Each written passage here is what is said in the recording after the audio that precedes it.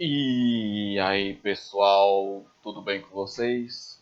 Vamos para mais uma aula e agora a gente vai ver termodinâmica, certo? Então vamos lá. A primeira coisa que a gente tem que saber sobre termodinâmica é o seguinte, é o estudo dos gases, certo? Até agora a gente já viu o que a temperatura faz com os sólidos, o que a temperatura faz com os líquidos, e agora a gente vai ver o que a temperatura faz com os gases, certo? Então vamos lá. O que é um gás, certo? O gás, de uma forma simples de se definir um gás, é o seguinte: são substâncias, certo? Cujas moléculas perdem totalmente a atração entre si e elas se movem desordenadamente, certo? Então vamos lá. No sólido, o que é que acontece com as moléculas do sólido? No sólido, as moléculas estão todas juntinhas, certo? Nos líquidos, as moléculas já estão mais um pouquinho espalhadas, mas ainda tem atração, né, atração entre si. Já no gás, o gás está tão com muita energia, tá com tanta energia que elas perdem a atração entre si e se movem desordenadamente. Elas se movem aleatoriamente. Então, na vida real, tá? As partículas desses gases se movimentam aleatoriamente e o que torna impossível a gente estudar usando as leis de Newton, ou seja, a mecânica newtoniana. Então, o que foi que os cientistas fizeram? Eles fizeram um modelo de um gás, certo? Que funcionaria, que obedeceria às leis de Newton. Então, quais são as características de um gás ideal? Nos gases só ocorrem colisões perfeitamente elásticas, certo? Neles não ocorre interação entre as partículas, tá? Neles, as partículas têm dimensões desprezíveis, ou seja, a gente só, independentemente da substância, independentemente da molécula, a gente usa só a bolinha, certo? Um mol de gás ideal ocupa um volume de 22,4 litros, independentemente do gás, certo? Gases reais se comportam como gases ideais em regiões de baixa pressão e alta temperatura, ou seja, na última camada, lá nas últimas camadas da atmosfera. Grande parte dos gases se comportam de forma similar aos gases ideais, certo? As moléculas têm movimento desordenado, isso a gente sabe. E consideraremos um gás como moléculas, mesmo sabendo que os gases nobres sejam compostos por átomos. Para a gente entender um pouquinho mais sobre a termodinâmica, a gente precisa saber de algumas coisas sobre a química, certo? Então a gente tem a primeira coisa, o princípio de Avogadro. Nesse princípio, o que é que diz? Volumes iguais de qualquer gás com as mesmas medidas de pressão e temperatura contêm o mesmo número de partículas. Se eu tenho um pote de gás hidrogênio e um pote de gás oxigênio e eles estão com o mesmo volume, com a mesma pressão e mesma temperatura, isso quer dizer que é, tem o mesmo número de partículas nesse pote de hidrogênio com esse pote de oxigênio, certo? A gente sabe a quantidade de partículas de um gás por uma coisa chamada quantidade de matéria ou número de mols, certo?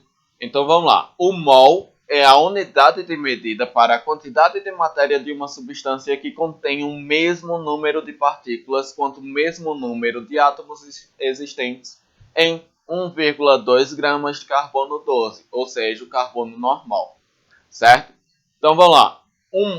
A parte importante é o seguinte: a parte importante é que 1 mol equivale a 6,2 vezes 10 elevado a 23 partículas.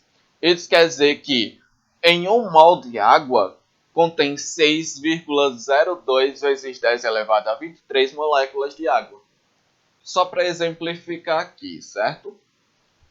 Se eu tenho essa quantidade de mols, e 1 mol equivale a 6,02 vezes 10 a 23 partículas, quantas partículas eu tenho em 3 mols?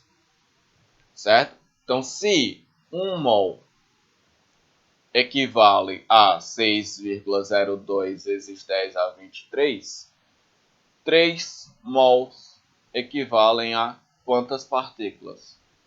Quantas partículas tem 3 mols de um gás?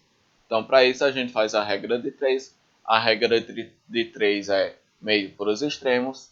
Então, vai ficar x igual a 18, 3 vezes 6, 18,06 vezes 10 elevado a 23 partículas, certo? Então, em 3 mols de um gás, eu tenho 18,06 vezes 10 elevado a 23 partículas, beleza?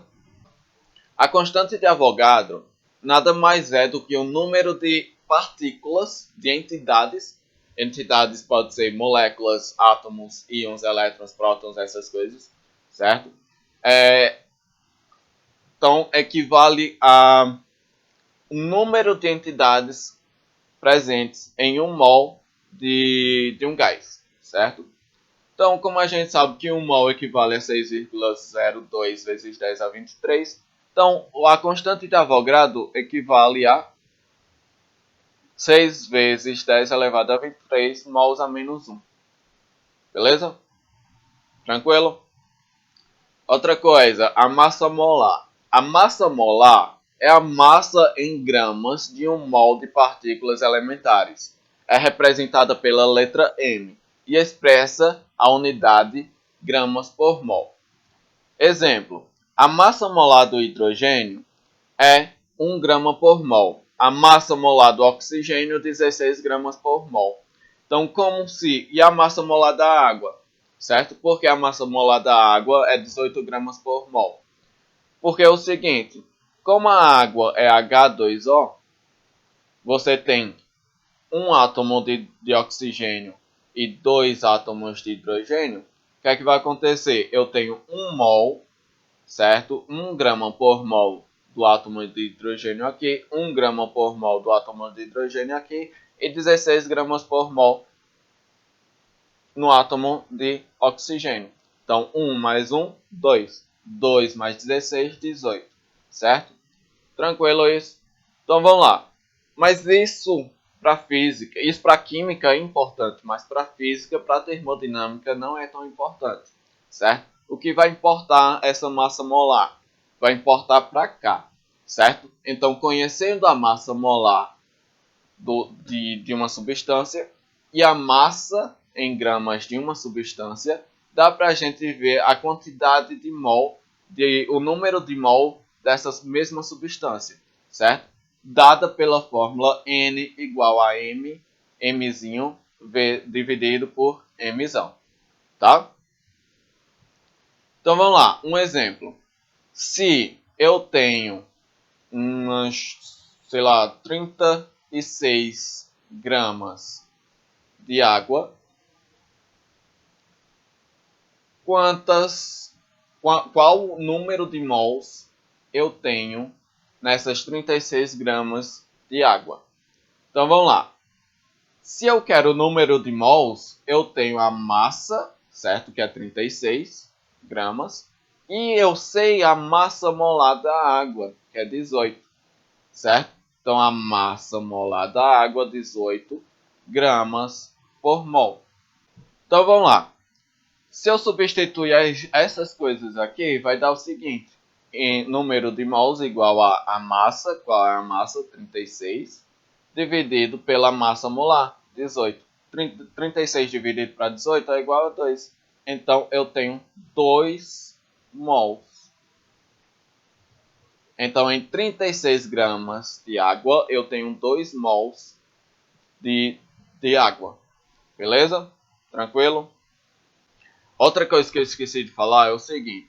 Na termodinâmica, um gás ele vai depender da pressão, da temperatura e do volume, certo?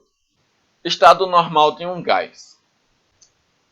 Falamos que um gás está em seu estado normal quando se tem condições normais de pressão e temperatura, ou CNPT. Essas condições são: a pressão ela tem que estar a 1 atm, certo? Ou 760 milímetros de mercúrio, certo? E a temperatura tem que estar a 273 graus Kelvin. E a temperatura tem que estar a 273 Kelvin ou em 0 graus Celsius, certo? Então, quando a gente diz que um gás está nas condições normais de pressão e temperatura, ou CNPT, quer dizer que ele está a uma pressão de 1 atm e uma temperatura de 273 Kelvin, certo? Então vamos lá. A equação de Clapeyron.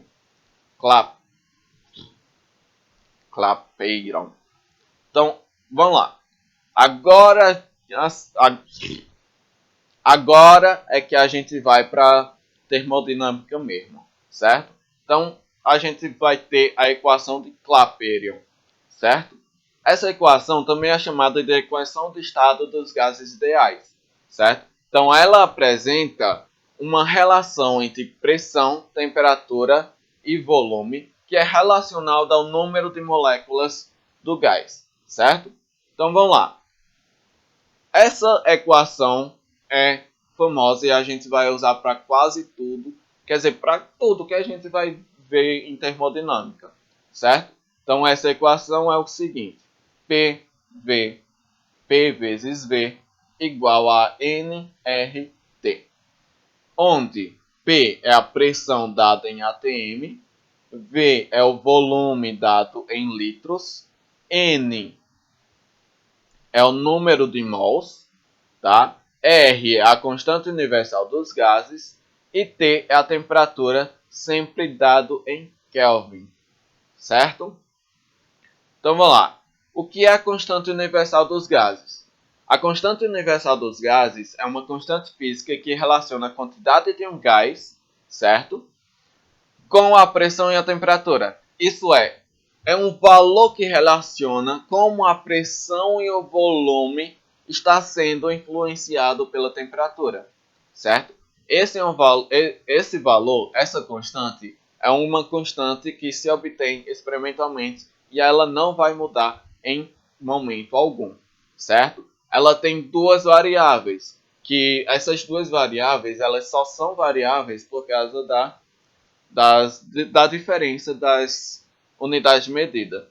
Então a gente vai ter a constante sendo 8,31 joules por mol vezes Kelvin, certo? Isso aqui é o menos comum de se acontecer, certo?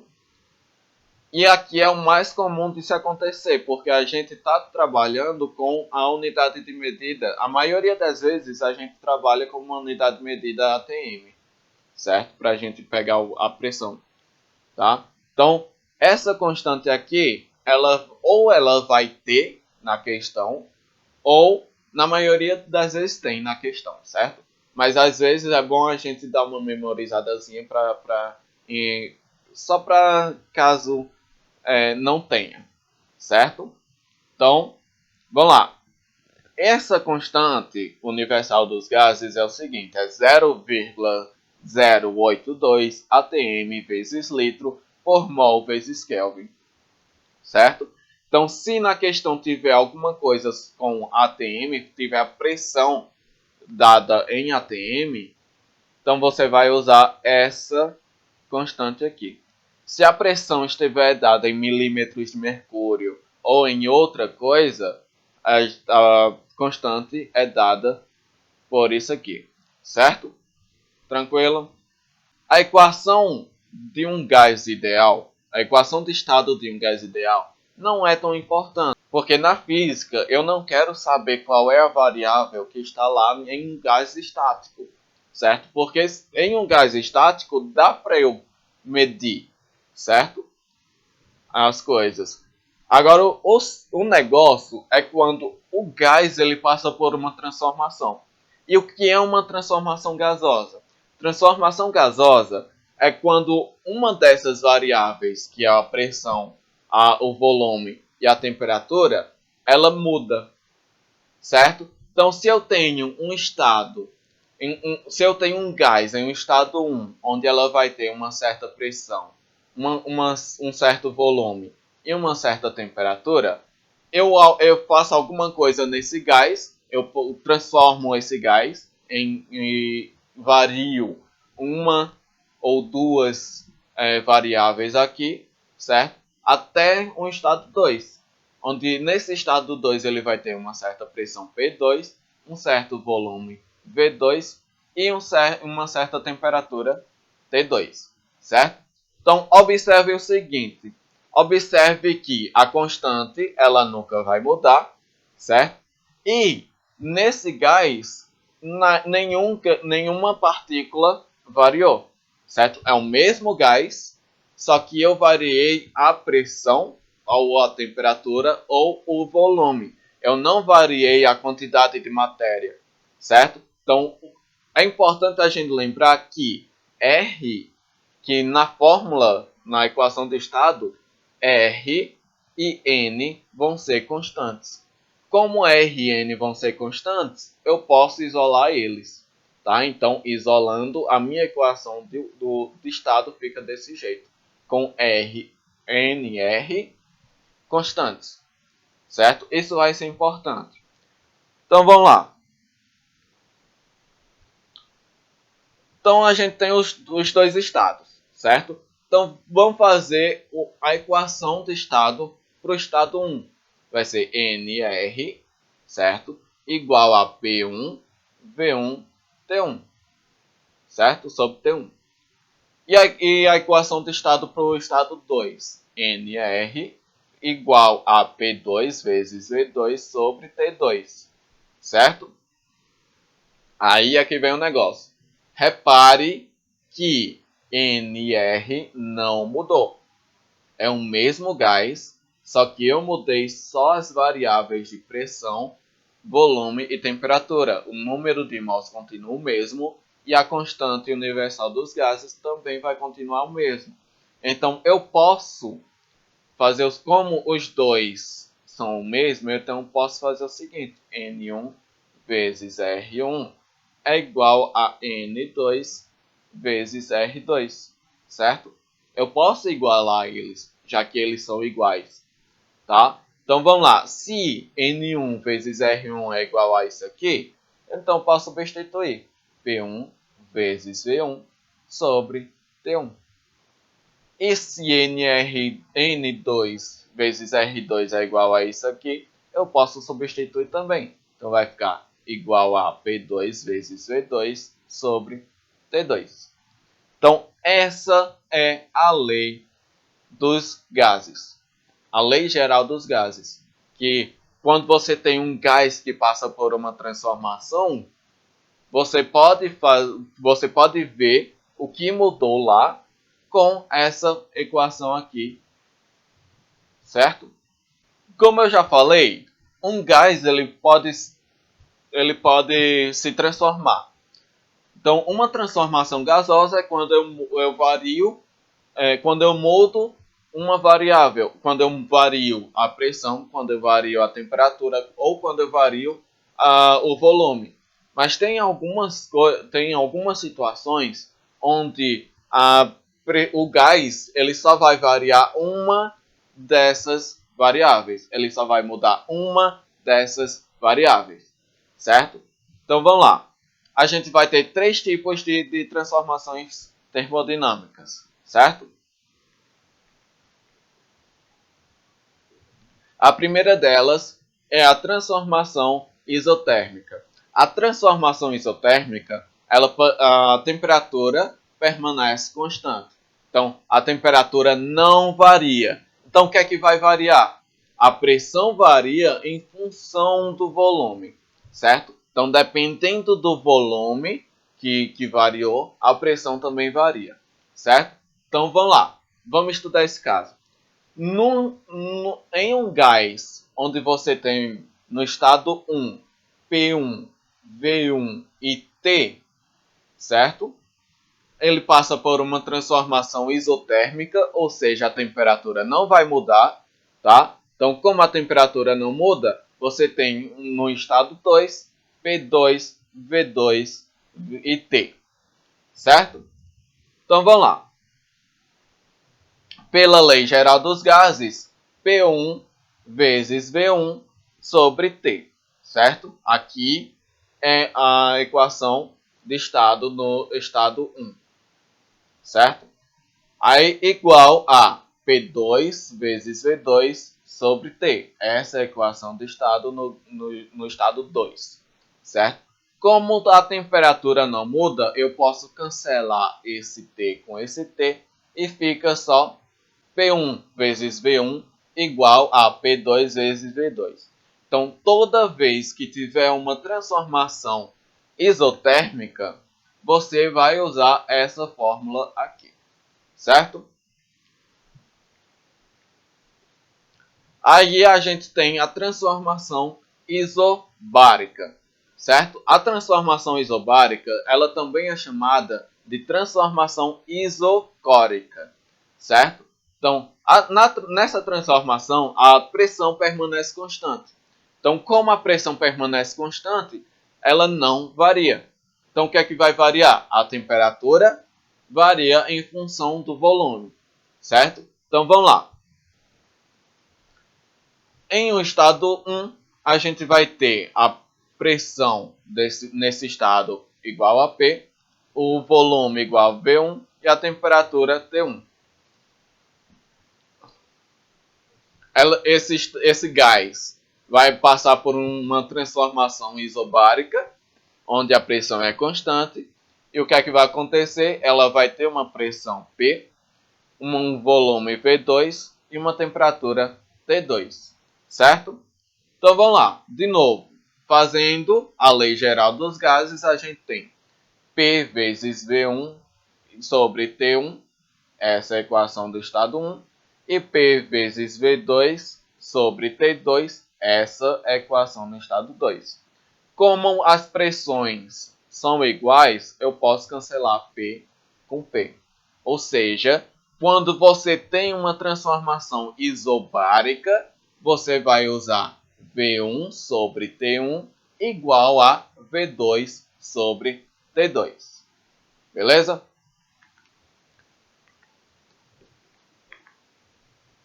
E a gente tem a última transformação, a transformação isovolumétrica. A transformação isovolumétrica, ela acontece quando o volume não varia, o volume não muda. Quando o volume não muda, então a gente tem quem é que vai variar, quem é que vai mudar. A pressão varia em função da temperatura, certo? Então aqui a gente vai ter um estado 1, onde a pressão é P1, o volume é V e a temperatura é T1, certo? Ele passa por uma transformação isovolumétrica até uma pressão P2, volume V e uma temperatura T2, certo? Fazendo a lei dos gases, a lei geral dos gases, a gente vai ter P1 vezes V sobre T1 igual a P2 vezes V sobre T2. Como os volumes são iguais, então posso cortar V com V, certo? Então, em uma transformação isovolumétrica, eu vou usar P1 sobre T1 igual a P2 sobre T2, certo? Então, a gente vai para as leis da termodinâmica, certo?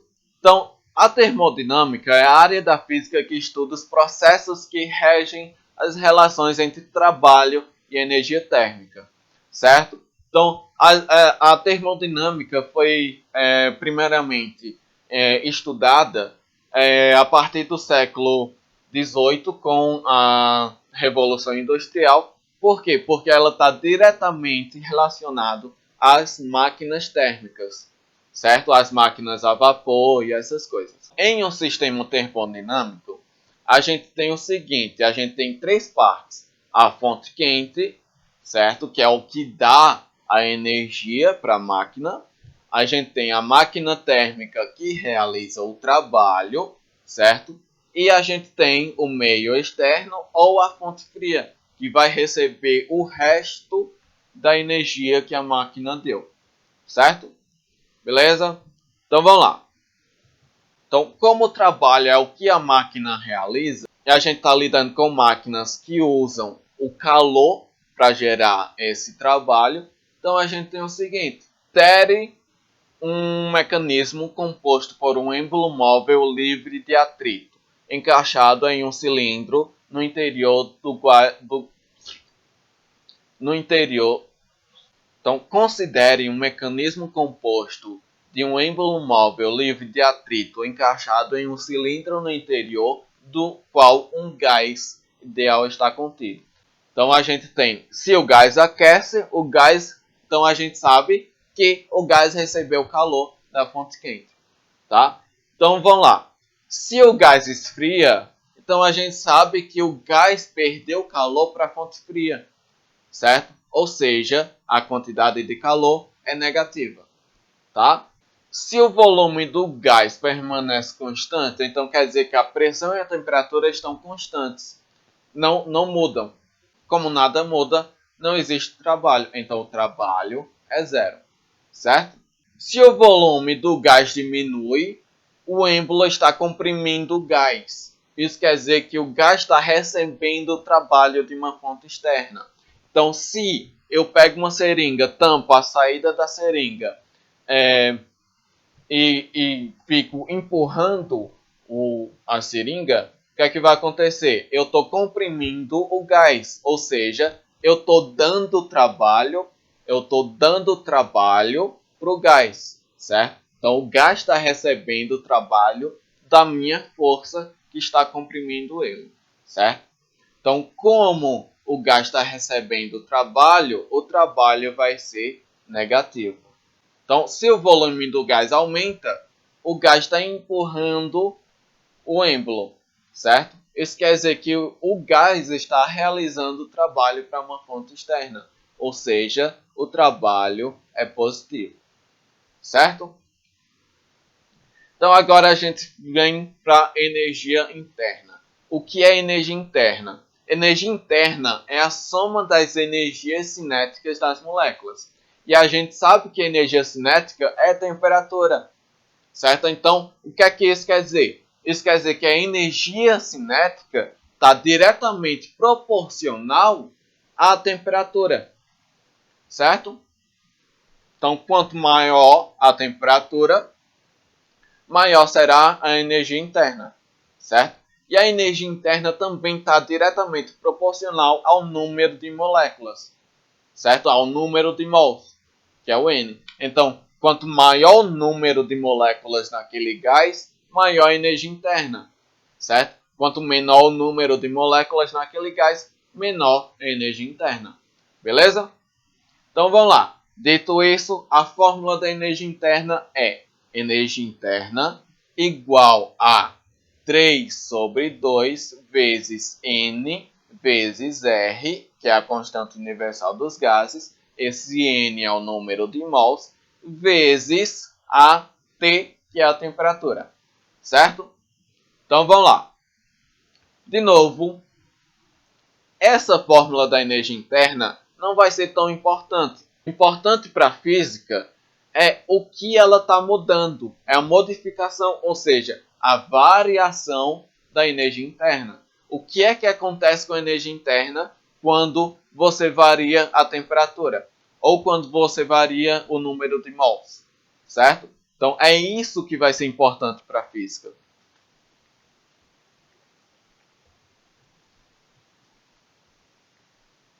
Então vamos lá. A variação interna, como a gente sabe que a energia interna ela é diretamente proporcional à temperatura, então se eu tenho variação de temperatura e esse gás não muda a quantidade de mols, então se eu tenho a mesma quantidade de mols e eu mudo a temperatura dele, então a energia cinética ela vai ser diretamente proporcional, a variação de energia cinética vai ser diretamente proporcional à variação da temperatura, certo? Então a gente tem variação da energia cinética vai ser igual a 3 sobre 2 vezes N, que é o número de mols, vezes R, que é a constante universal dos gases, vezes ΔT, que é a variação da temperatura. Certo? Como a gente já viu, variação da temperatura é ΔT igual a temperatura final menos a temperatura inicial. E aqui a gente tem variação da energia interna igual a energia interna final menos energia interna inicial. Beleza? A gente vai ter 3 situações, certo? Que mostram como a variação da energia interna vai afetar o gás, certo? Então vamos lá. A primeira situação é quando não tem variação da temperatura, quando a temperatura não muda. Como a temperatura não muda e a quantidade de mols também não muda, então variação da energia interna não muda, ou seja, variação da energia interna é zero, certo? Então, o gás não vai sofrer nada, tá? Então, na situação 2. Na situação 2, a temperatura final é menor do que a temperatura inicial. Isso quer dizer que a variação da temperatura é negativa. Quando a variação da temperatura é negativa, o que é que vai acontecer com a energia interna? A energia interna também vai ser negativa. O que é que isso quer dizer? Quando você perde temperatura, você perde energia interna, certo? Quando você perde energia interna, as moléculas que estão todas agitadas inicialmente começam a ficar meio que quase paradas, certo? Quando você começa a ficar meio quase que parada, o que é que vai acontecer com o volume? A gente viu que lá na dilatação a gente viu que quando a temperatura aumenta, o volume aumenta também, certo? Quando a temperatura abaixa, o volume abaixa. Então o que é que vai acontecer com o volume? O volume vai abaixar, certo? Beleza? Terceira situação. Quando há um aumento de energia cinética das moléculas, ou seja, quando a temperatura final for maior do que a temperatura inicial, você tem um aumento de temperatura, certo? Quando você tem um aumento de temperatura, você tem um aumento de energia cinética. Então, o que é que vai acontecer? Vamos lá. Aqui você tem um monte de moléculas aqui, ó. Essas moléculas estão dançando. Aí quando você aumenta de temperatura, elas estão dançando cada vez mais. Elas estão dançando cada vez mais. Quando dançam cada vez mais, batem mais nesse carinha aqui, nesse êmbolo. Quando batem mais nesse êmbolo, acontece uma variação, um aumento de força nesse êmbolo. Quando acontece um aumento de força nesse êmbolo, o que é que vai acontecer? O êmbolo vai subir, certo? Então, quando você tem um aumento de temperatura, você tem um aumento de energia cinética, certo? Um aumento de energia interna e você também tem um aumento de volume, certo? Tranquilo isso? Então, vamos para a primeira lei da termodinâmica. A primeira lei da termodinâmica também é chamada de princípio de conservação de energia. Ela permite relacionar a variação da energia interna com a quantidade de calor que ele está ganhando ou perdendo e o trabalho que o gás está fazendo ou recebendo. Então vamos lá. A primeira lei da termodinâmica, ela diz o seguinte: a variação da energia interna, ela vai ser igual à quantidade de calor recebido ou cedido, certo? Menos o trabalho recebido ou realizado, certo? Então a gente tem o seguinte, a gente tem a fórmula do trabalho, que é a força vezes a distância, ou a gente tem o trabalho, que é o seguinte, a pressão vezes variação de volume. Esse negocinho aqui vai ser importante mais para frente, certo? E a gente tem a quantidade de calor que a gente já viu, que é Q igual a mc delta T, beleza? Então o trabalho vai ser dado em joules, a quantidade de calor também vai ser dada em joules e a variação da energia interna também vai ser dada em joules, certo? Então elas são homogêneas, tá? As unidades de medida são homogêneas. Essa parte aqui é só para a gente ver como é que funciona a primeira lei da termodinâmica, certo? Então você tem aqui um gás inicialmente, tá? Há uma certa pressão, há um certo volume e há uma certa temperatura, tá? Então vamos lá. Dito isso, o que é que eu vou fazer? Eu vou aquecer esse gás. Quando eu aquecer esse gás, o gás vai ganhar calor, vai ganhar uma certa quantidade de calor, tá? Então vamos lá. Quando o gás ganha uma certa quantidade de calor, o que é que vai acontecer com a energia interna dele? Como a quantidade de calor é proporcional à temperatura, como o gás ganhou quantidade de calor, o que é que vai acontecer com a temperatura? A temperatura vai aumentar. Quando aumenta a temperatura, aumenta a energia interna. Aumenta a variação da energia interna, certo? Então vamos lá. Quando aumenta a variação da energia interna, as moléculas que estão assim, certo? Estão agitadas, eles ganham temperatura, vão ficar cada vez mais agitadas e acabam fazendo o seguinte: quando elas ficam cada vez mais agitadas, elas acabam batendo mais no êmbolo. Quando batem mais no êmbolo, o que é que vai acontecer? Acontece que o êmbolo sobe, certo? O êmbolo ele vai subir. Essa subida do êmbolo é o trabalho, certo? Então ele gasta a quantidade de calor que ele ganhou, ele gasta realizando o trabalho e ao mesmo tempo ganha energia térmica, ganha energia cinética, ganha variação da energia interna. A segunda lei da termodinâmica. A gente sabe que em uma máquina térmica, a gente sabe que toda a termodinâmica vai envolver uma máquina térmica, certo? Então a segunda lei da termodinâmica ela chega para, ao mesmo tempo que falar como é que acontece uma máquina térmica, ela chega para restringir, fazer algumas restrições de máquinas térmicas. Então é o seguinte, em uma máquina térmica você tem sempre uma fonte quente, tá? Essa fonte quente ela vai ter uma temperatura T, Q, tá? Essa fonte quente vai ser o que vai dar energia para a máquina, tá? A gente vai ter a máquina térmica que vai realizar o trabalho, tá? Então, como a máquina realiza o trabalho, pela primeira lei da termodinâmica, a gente sabe que restou alguma quantidade de calor lá, certo? Alguma energia térmica. Então, essa energia térmica, ela vem para fonte fria, certo? E essa fonte fria tem uma temperatura TF. Então, olha o seguinte, sempre a temperatura da fonte quente vai ser maior do que a temperatura na fonte fria. Beleza? Tranquilo? Então vamos lá. A máquina ela vai receber calor da fonte quente, certo? Vai realizar trabalho. Aí vamos lá.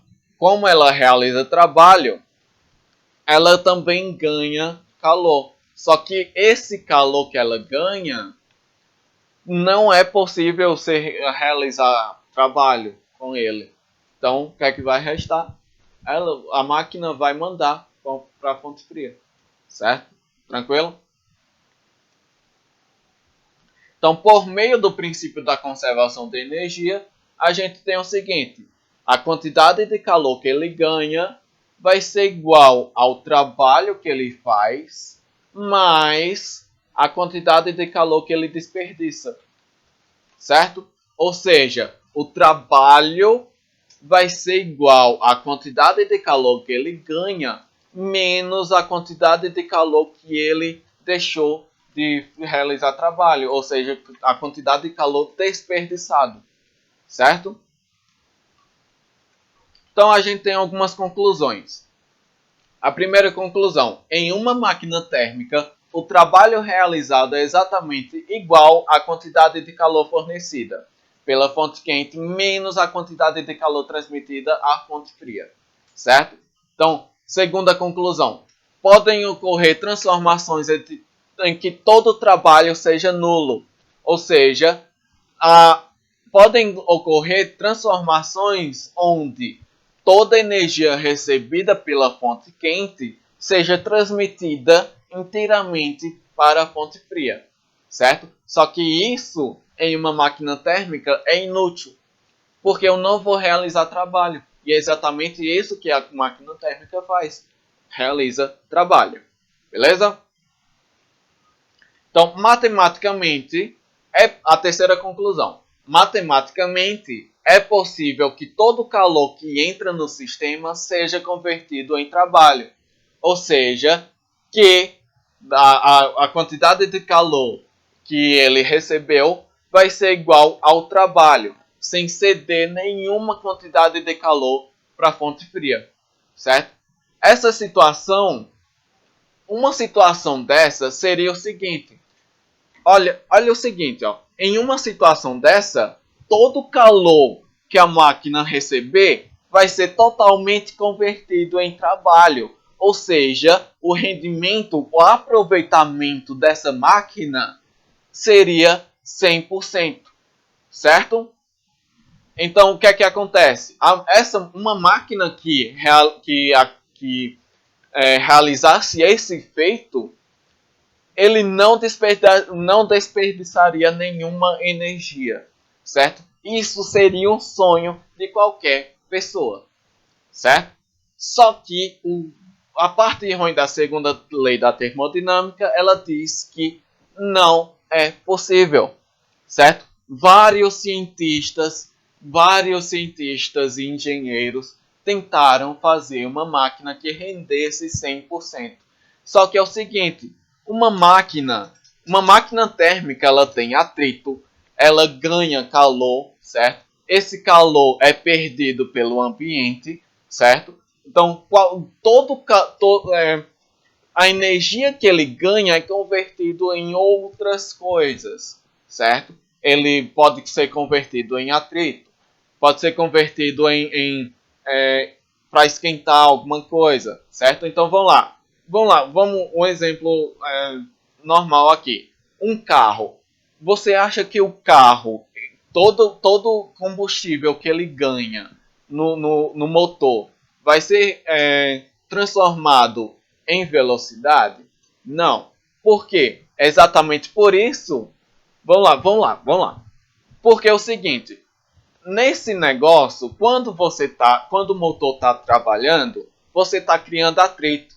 E ao mesmo tempo que o motor trabalha, ele cria atrito e ele esquenta. Por quê? Porque ele está trabalhando com uma coisa que esquenta, certo? Ele está trabalhando com calor. Então, como tudo passa calor de um corpo para outro, o que é que vai acontecer? A quantidade de calor que o motor está trabalhando lá vai ser convertida para o resto do motor, certo? Então, o atrito junto com o ganho de calor que ele está ganhando, que ele está pegando do gás sendo aquecido no motor, vai gerar um desperdício. Então, nenhuma máquina térmica vai ter 100% de aproveitamento, certo? Então vamos lá. A segunda lei da termodinâmica, ela também diz o seguinte: não é possível construir uma máquina térmica que converta totalmente o calor recebido em trabalho. Não é possível, certo? Outra coisa, é impossível realizar um processo cujo efeito seja a transferência de calor de uma fonte para outra com maior temperatura. Como eu falei lá na parte de calor, a temperatura, o calor só vai da parte mais quente para a parte mais fria. O que é que isso quer dizer? É impossível, quando você tem uma máquina térmica que está pegando o calor de uma fonte quente, realizando o trabalho sobre ele e levando esse resto para uma fonte fria, o que é que vai acontecer? Não é possível que o calor daqui, que o resto, volte para a fonte quente, que o resto na fonte fria volte para a fonte quente. Por quê? Porque estritamente falando, a gente tem que a temperatura na fonte quente vai ser maior do que a temperatura na fonte fria. Então não tem como a temperatura da fonte fria passar para a fonte quente. Beleza? Então a gente tem o rendimento de uma máquina térmica, certo? Então esse rendimento vai ser exatamente o que ele está aproveitando, vai ser o aproveitamento da máquina, certo? Então o aproveitamento, o rendimento vai ser dado como N, certo? Igual a W, esse W vai ser o trabalho, dividido pela quantidade de calor na fonte quente. Então vamos lá. Sabendo que o trabalho pode ser dado como calor da fonte quente menos o calor da fonte fria, a gente tem o seguinte. O rendimento vai ser calor da fonte quente menos o calor da fonte fria sobre o calor da fonte quente. Separando essa fração, vai acontecer o seguinte.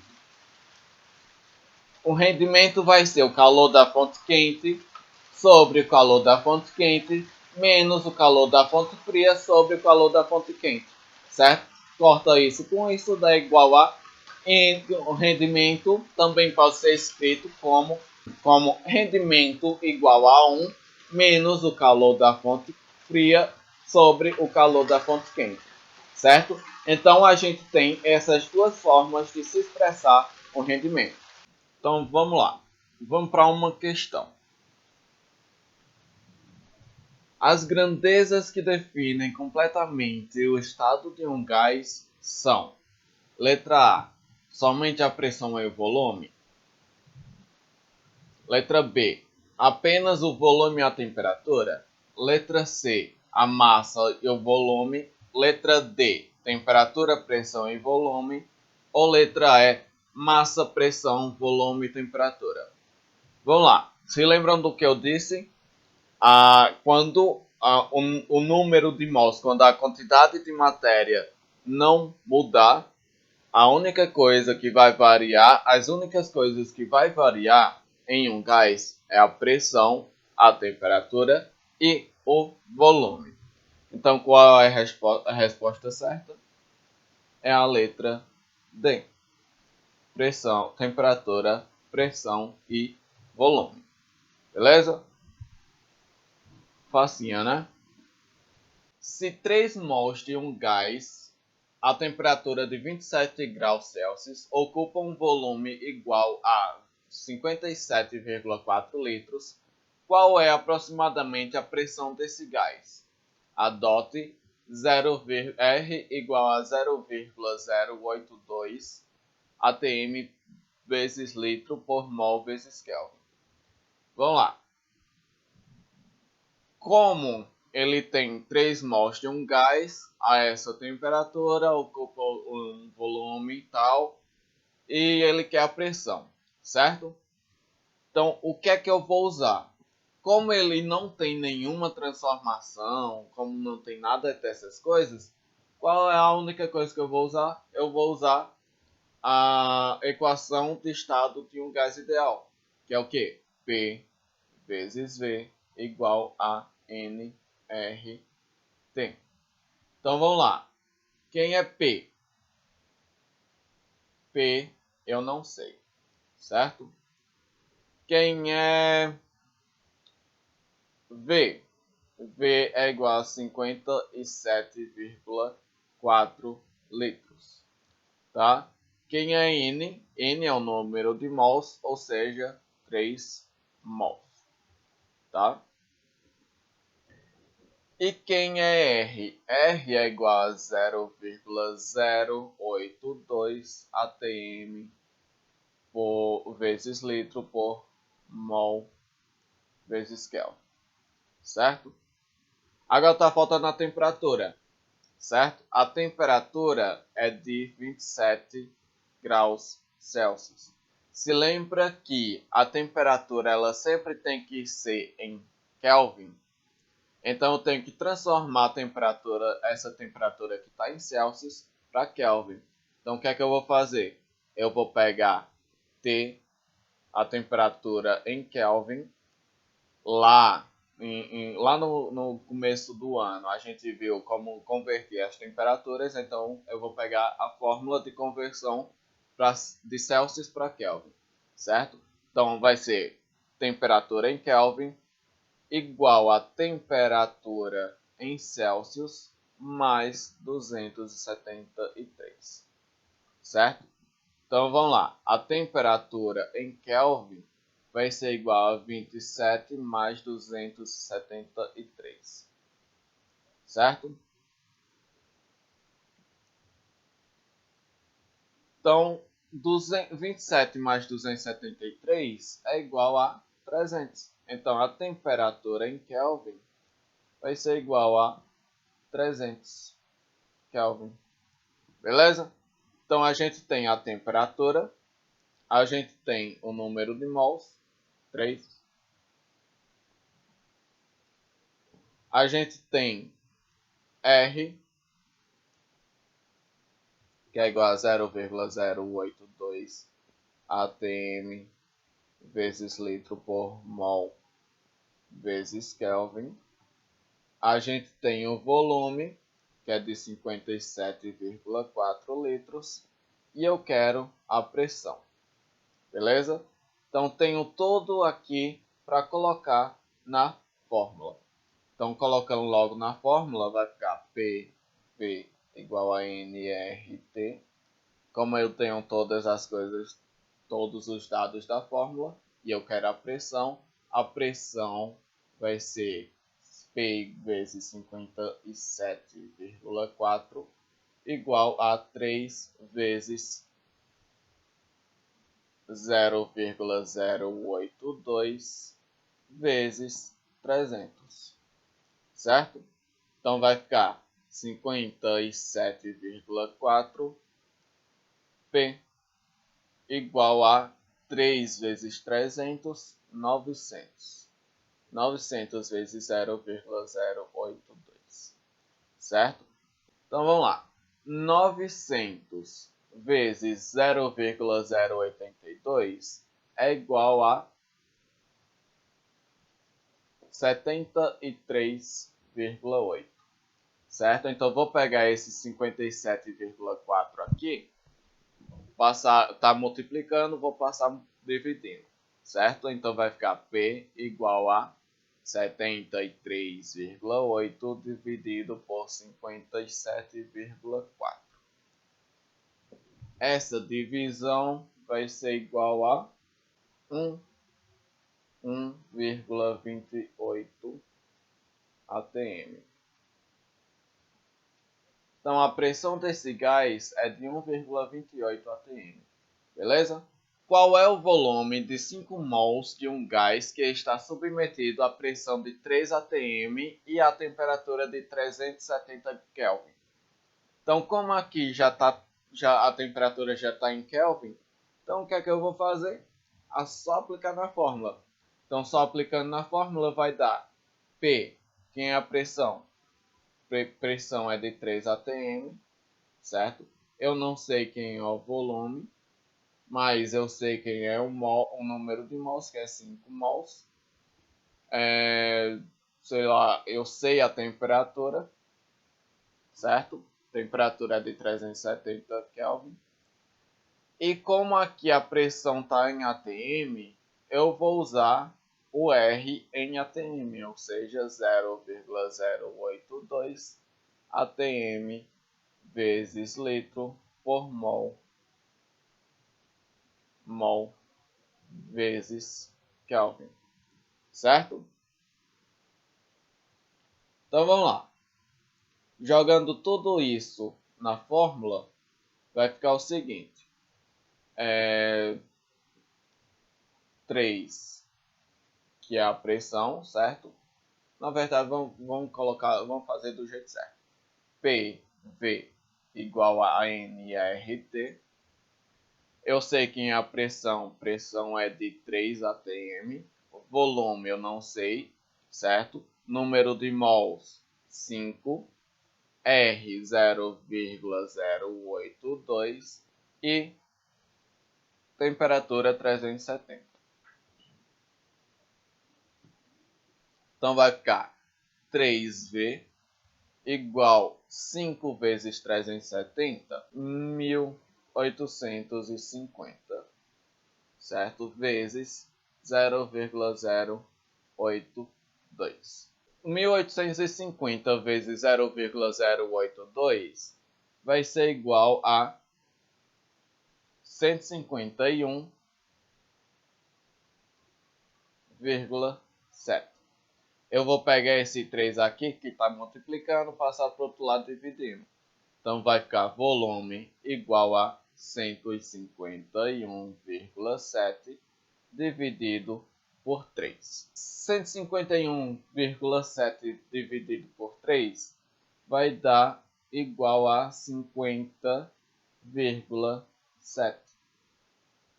Na verdade, 50,6. Certo? E como é um volume, o volume está em litros. Então, o volume desse gás é de 50,6 litros. Relacione e transformação isobárica, transformação isovolumétrica, transformação isotérmica. E do outro lado, temperatura não muda, pressão não muda e volume não muda.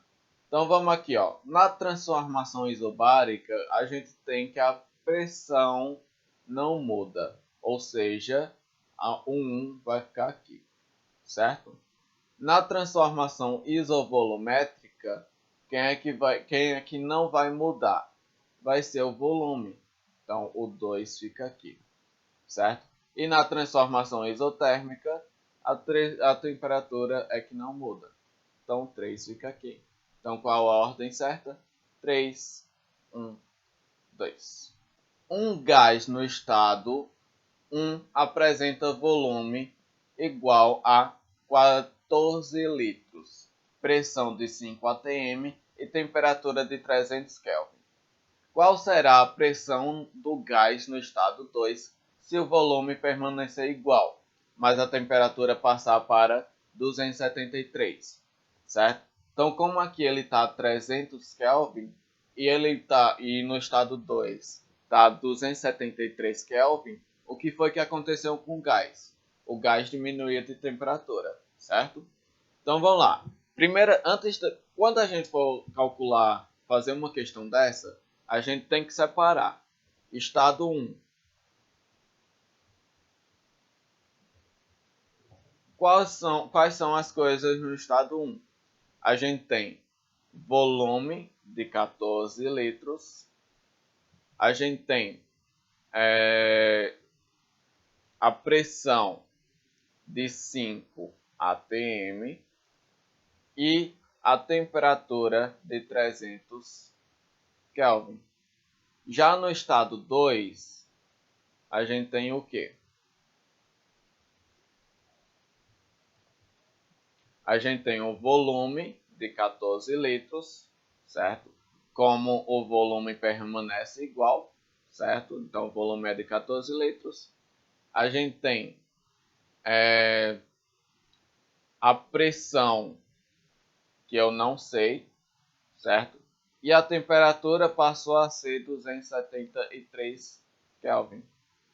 Como o volume não muda, então eu vou usar a fórmula da transformação isovolumétrica, que é o quê? É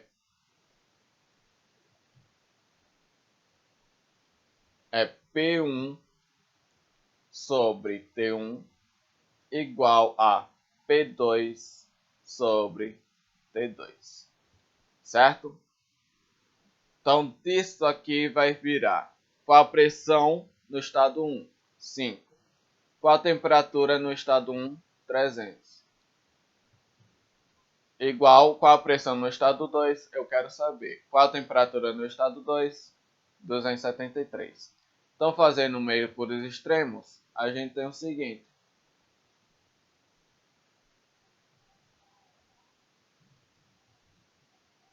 Meio para os extremos, a gente tem 5P2 igual. Então vamos lá, fazendo meio pelos extremos, a gente tem 300P2 igual a 5 vezes 273. 5 vezes 273 vai ser igual a 300P2 igual a 1365, certo? Então, vou pegar esse 300 e eu vou passar para o outro lado. Esse 300 está multiplicando, vou passar para o outro lado dividindo, certo? Então, vai ficar P2 igual a 1365 dividido por 300, certo? 1375 dividido por 300, então P2 vai ser igual a 4,55 atm, certo? O que é que isso quer dizer? Isso quer dizer que quando o gás diminuiu sua temperatura, a pressão do gás também diminuiu, certo? Tranquilo? Vamos para mais outra questão. Em um recipiente fechado, certa amostra de um gás ideal ocupa o volume de 12 litros a 293 Kelvin. Se esse gás for aquecido até 302 Kelvin, sob pressão constante, seu volume será... Então a gente tem aqui o que? A gente tem uma transformação isobárica, certo? Como é uma transformação isobárica, eu já vou direto usando a fórmula da transformação isobárica, que é o que? Volume 1 sobre T1 igual a volume 2 sobre T2, certo? Então a gente tem qual o volume no estado 1? 12 litros. Qual a temperatura no estado 1? 293. Qual o volume no estado 2? Eu quero saber. Qual a temperatura no estado 2? 302 Kelvin, certo? Fazendo meio pelos extremos, a gente tem o seguinte. 12 vezes 300, a gente tem o seguinte. 293 vezes V2 vai ser igual a 12 vezes 302. Isso, 12 vezes 302 vai ser igual a 293 V2, igual a 3.624, certo? Então, como 293 está multiplicando, eu vou passar para o outro lado dividindo. Então, vai ficar o seguinte. V2 vai ficar 3.624 sobre 293. Então, o volume 2 vai ser igual a 12,3 litros. Beleza? Então, o que foi que aconteceu aqui? Como a temperatura aumentou no estado 2, como a temperatura aumenta, o volume também aumenta, certo? Tranquilo. Assinale a alternativa que apresenta o nome de uma lei da física que explica como ocorre o fenômeno termodinâmico conhecido como equilíbrio térmico. Vamos lá, pessoal. Eu não expliquei aqui nesse vídeo, mas tem outra lei da termodinâmica que é chamada de equilíbrio térmico. Primeira lei, equilíbrio térmico. Lei zero da termodinâmica, certo? Então, como é que vai ser essa lei zero? A lei zero diz que se um corpo A estiver em equilíbrio térmico com o corpo B e o corpo B estiver em equilíbrio térmico com o corpo C, então A está em equilíbrio térmico com C, certo? Isso quer dizer o seguinte, se a temperatura, equilíbrio térmico, se vocês não sabem, é quando a temperatura dos dois corpos estão iguais. Então, isso quer dizer o seguinte, se a temperatura do corpo A for a mesma da temperatura do corpo B, e a temperatura do corpo B for a mesma que a temperatura do corpo C, então a temperatura do corpo A vai ser igual à temperatura do corpo C, certo? Essa é a lei zero da termodinâmica ou lei do equilíbrio térmico, certo? Então, a letra A é a resposta certa, beleza? Outra, um sistema termodinâmico realiza um trabalho de 40 quilocalorias quando recebe 30 quilocalorias de calor. Nesse processo, a variação de energia interna desse sistema é. Então vamos lá. Se ele recebe 40 quilocalorias, certo? Não, se ele realiza um trabalho de 40 quilocalorias, então o trabalho vai ser igual a 40.000 calorias, certo?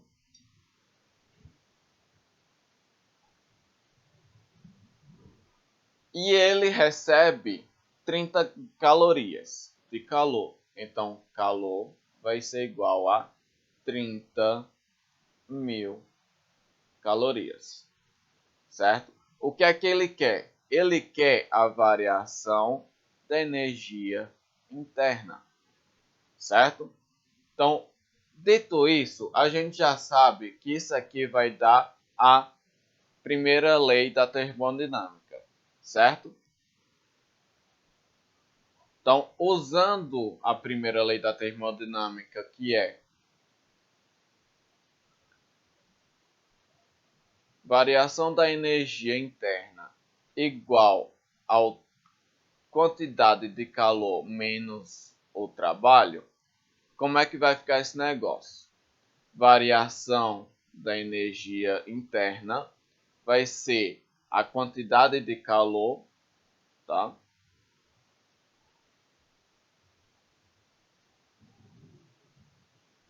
(30.000) menos o trabalho, que é 40.000, certo? 30.000 menos 40.000 vai ser igual a menos 10.000. Então, a variação da energia interna vai ser igual a menos 10.000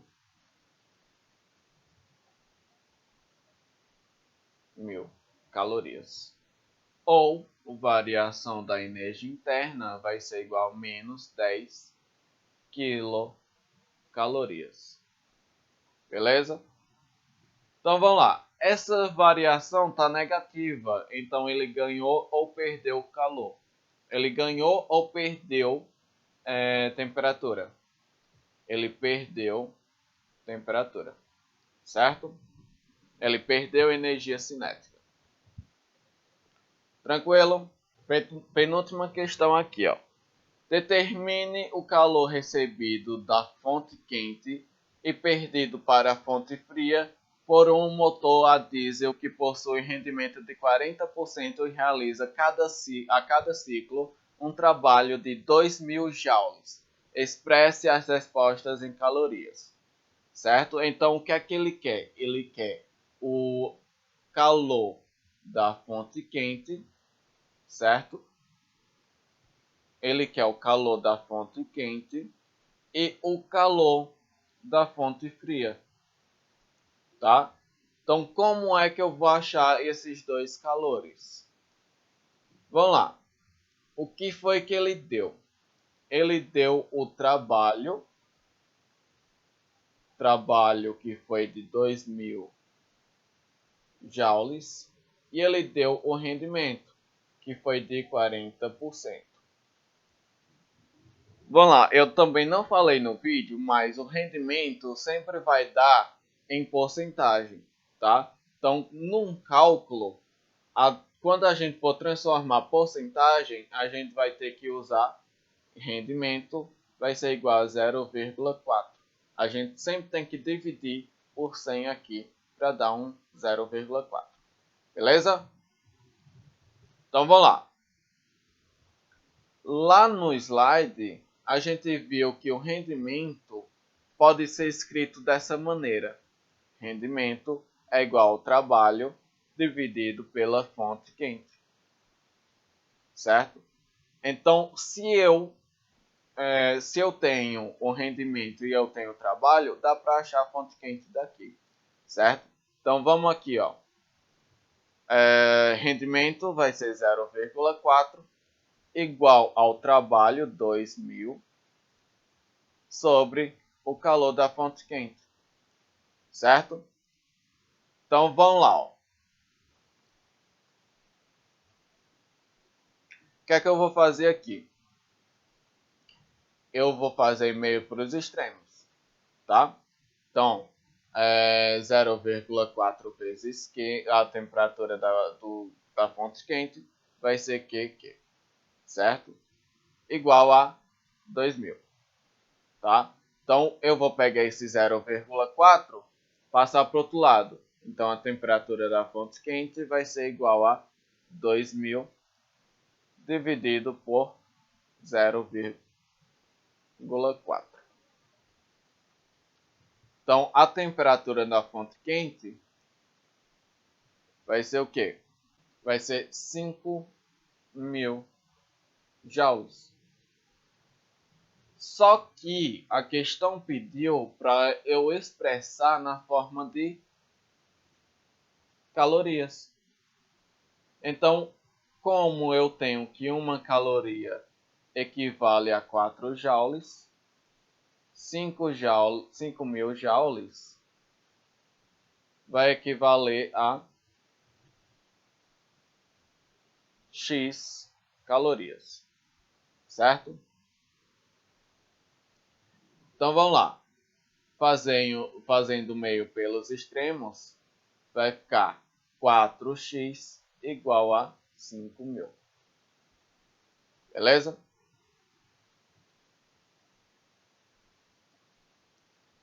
Então vou pegar esse 4, passar para o outro lado, dividindo. X vai ser igual a 5.000 dividido por 4. 5.000 dividido para 4 vai dar o quanto? Então, X igual a 1.250 calorias. Então, a temperatura da fonte, o calor na fonte quente, o calor da fonte quente vai ser 1.250 calorias. Beleza? Agora está faltando o quê? Ele também pediu, a questão também pediu para achar o calor da fonte fria, certo? Então vamos lá. Ó. Da primeira lei da termodinâmica, a gente tem o seguinte: da primeira lei da termodinâmica aplicada nas máquinas térmicas, a gente tem que calor da fonte quente vai ser igual ao trabalho mais o calor da fonte fria, certo? Isso também pode ser expresso como trabalho vai ser igual ao calor da fonte quente menos o calor da fonte fria, certo? Então vamos lá. Vamos usar isso aqui, ó. Se eu tenho trabalho, o trabalho é de quanto? O trabalho foi de 2.000 joules. E a gente tem a gente achou o calor da fonte quente, que foi de 5.000 joules, certo? Menos a temperatura da fonte fria, certo? Então o que é que eu vou fazer aqui? Eu vou jogar esse Q, esse menos Q para o outro lado, que fica positivo. Aí eu também jogo esse 2.000 para o outro lado. Então vai ficar Q, temperatura da fonte, o calor da fonte fria vai ser igual a 5.000 menos 2.000, certo?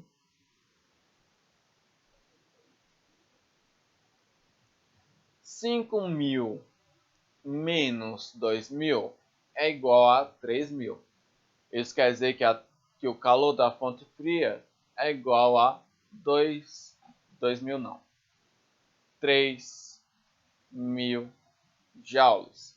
Só que, de novo, a questão quer em calorias. Então, de novo, vou colocar em calorias aqui.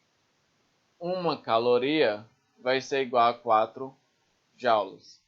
Isso quer dizer que 3.000 joules vai ser X calorias, certo? Meio pelos extremos, 4x igual a 3.000. Eu vou passar esse 4 dividindo, vai ficar x igual a 3.000 dividido por 4. 3.000 dividido por 4 vai ficar x igual a 750 calorias, certo? Então, qual é o calor na fonte fria? 750 calorias, certo? O segundo princípio da termodinâmica pode ser enunciado da seguinte forma: